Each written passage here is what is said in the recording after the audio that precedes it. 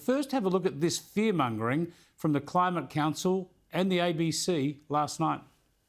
$70 billion. That's the cost of extreme weather disasters in Australia from 1970 to 2019, according to the latest Climate Council report.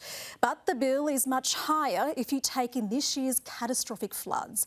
The researchers claim Queensland bore the brunt of it, followed by New South Wales, then Victoria, and all supercharged by climate change.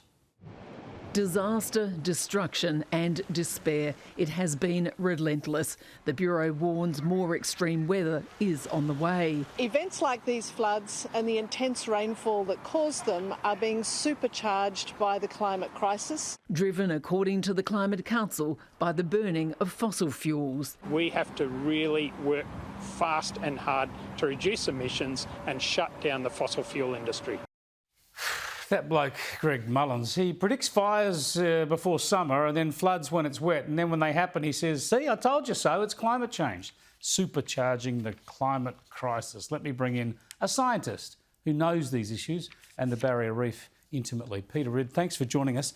I'll come to the barrier reef in a moment. But first up, this report of the Climate Council and that sort of language, given that we've seen floods, of course, and fires in recent times, is that sensible warning about what's going on, or is that hysteria?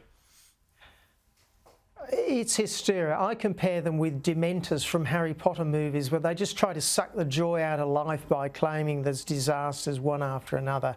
And it's disgraceful. When you look at the data on rainfall over long term, my colleague Jennifer Marahasi has been doing this, you don't see any terrifying trends. Look, we've had some horrific floods, say, in Lismore, where they broke records.